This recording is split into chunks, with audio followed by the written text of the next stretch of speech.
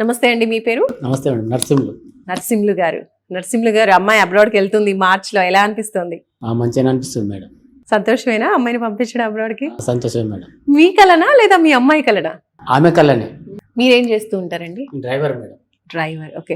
Abroad లో చదివించాలి పిల్లల్ని అంటే చాలా ఖర్చుతో కూడుకుంది అని అనుకుంటూ ఉంటారు పేరెంట్స్. సో మీకు ఎలా అనిపించింది? నాకు కూడా కష్టం, మధ్యతరగతి కుటుంబం పంపించడం చాలా కష్టం అనుకున్నాము.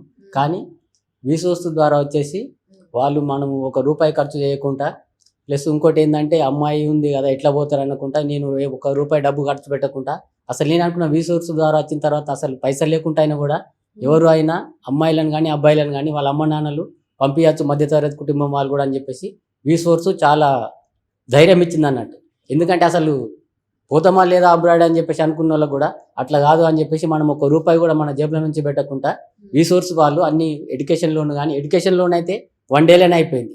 మళ్ళీ ఇంకోటి ఏంటంటే ఈ పేపర్స్ అని అవి అని ఇవి అని చెప్పేసి డబ్బులు కూడా ఏం అడగకుండా ఏం డబ్బులు తీసుకోకుండా వీసోర్స్ వాళ్ళు మన కోసం చాలా కష్టపడి మన కోసం లోన్ ఇప్పించడం 1 డేలోనే అయిపోయింది.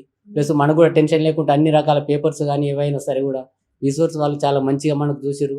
బయటకు వెళ్ళే వాళ్ళు కూడా అమ్మ నాన్నలు ఏ మధ్యతరగతి ఉన్నా కూడా పోవాలనుకునే కళ ఉన్న వాళ్ళు వీసోర్స్ ద్వారా వచ్చేసి తెలుసుకొని వీళ్ళ ద్వారా వెళ్ళాలని చెప్పేసి అమ్మ నాన్నలకు తెలియజేస్తున్నాను. వీసోర్స్ వాళ్ళు చాలా మంచి మన ఇంటి కుటుంబం లెక్క మాట్లాడేసి అట్లా కాదు ఇట్లా అని చెప్పి సంజాయించి అక్కడ కూడా మన వాళ్ళే ఉంటారు, మీరు ఏం టెన్షన్ తీసుకోవద్దని చెప్పేసి అమ్మాయిలకు కానీ అబ్బాయిలకు కానీ చెప్పడానికి వీళ్ళు మంచిగా ఉన్నారని చెప్పేసి వీసోర్స్ ద్వారా పోవాలని చెప్పేసి ఎవరు తెలియకుంటే కూడా వీసోర్స్ నుంచి వచ్చి తెలుసుకొని వెళ్ళాలని చెప్పేసి నేను అమ్మ నాన్నకు తెలియజేస్తున్నాను.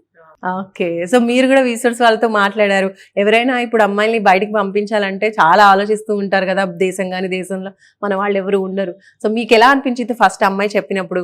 నాకైతే ఏమనిపించలేదు, ఎందుకంటే ఇంతకుముందు మా అన్న వాళ్ళ పాప వాళ్ళు ఇట్లా వెళ్ళారు, అందుకని పంపడంతో ఏం బాధ అనిపించలేదు, మంచిగా అనిపించింది.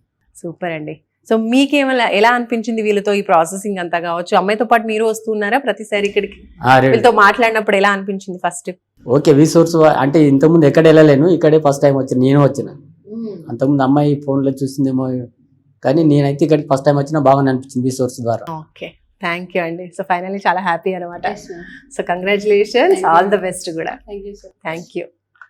చూస్తున్నారు కదండి, అబ్రాడ్కి వెళ్ళేటువంటి పేరెంట్స్ కూడా చాలా సంతృప్తిగా, చాలా కాన్ఫిడెంట్గా వాళ్ళ పిల్లల్ని పంపిస్తూ ఉన్నారు. అమ్మాయి అయినా సరే అబ్బాయి అయినా సరే హ్యాపీగా చదువుకోవాలి అనుకుంటే వీసోర్స్ త్రూ పంపించండి, ఏ టెన్షన్ ఉండదు, వాళ్ళ తర్వాత కూడా చూసుకుంటారు. కాబట్టి ఆ నమ్మకంతో పేరెంట్స్ అయితే పిల్లల్ని పంపిస్తూ ఉన్నారు. ఎస్, సో మీరు కూడా మీ పిల్లల్ని అబ్రాడ్లో చదివించాలి, వాళ్ళ డ్రీమ్స్ని ఫుల్ఫిల్ చేయాలి అనుకుంటే కనుక ఒక్కసారి వీసోర్స్ని సంప్రదించండి. స్క్రీన్పై కనిపిస్తున్న నెంబర్స్కి కాల్ చేయండి.